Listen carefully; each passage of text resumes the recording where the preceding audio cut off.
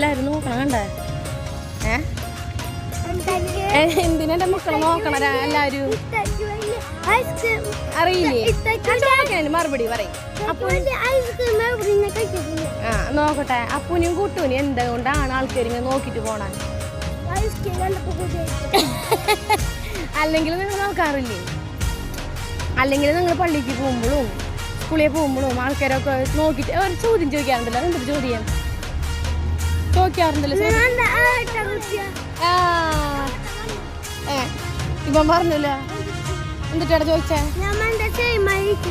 എന്താ സെയിം ആയിട്ടിരിക്കണേ ചോദിക്കും പിന്നെ ഒരു ചോദ്യം ചോദിക്കാറുണ്ടല്ലോ ഒരു ഡയലോഗ് മെയിനായിട്ട് ഡയലോഗ് ഏറ്റക്കുട്ടികളാണോ